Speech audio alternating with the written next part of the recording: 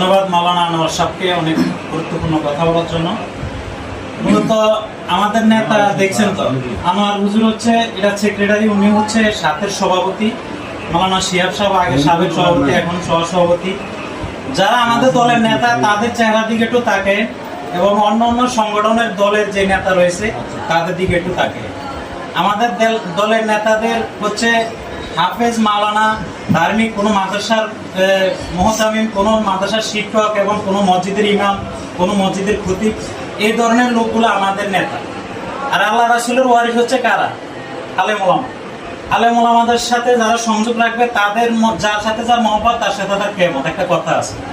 এই কারণে যদি আমাদের এখানে মানুষ কম হয়ে থাকে, অন্যান্য সংগঠন ডাক দিলে লোক বেশি হয়, এতে মন খারাপ করার কিছু নেই। আমি পড়ার সময় একটা কথা বলে থাকি, আমাদেরও অনেকজন অনেক প্রশ্ন করে থাকে যে এই দল তো ছোট দল, এই দল করে লাভ কি?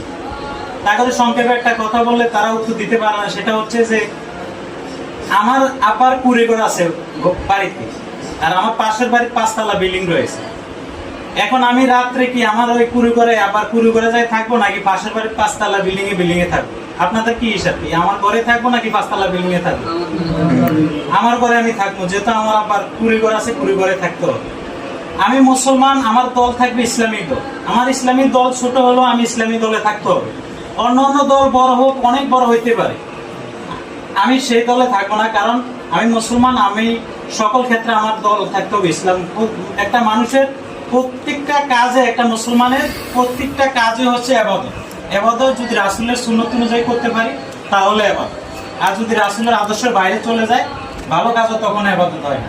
এই কারণে যা করবেন, আমাদের দল ছোট হলো মনে কোনো গাফলতি আনবেন না। ইনশাল্লাহ আপনারা হক দলের সাথে আছেন, আমরা হক দলের সাথে আছি, আমরা আলেম ওলামাদের সাথে আছি।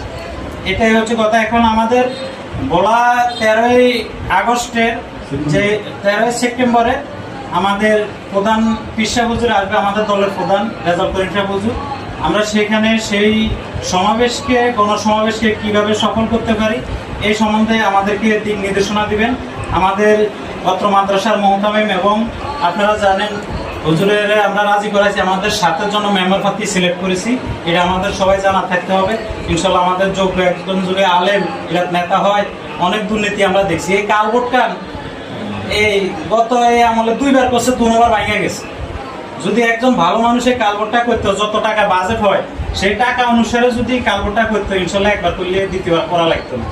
এই কারণে একজন আমরা ধার্মিক মানুষকে আমরা নেতা বানাবো, ওয়ার্ড পর্যায়ে, ইউনিয়ন পর্যায়ে, থানা পর্যায়ে এবং সংসদীয় যত সেক্টর আছে যে ধার্মিক, তার পিছনে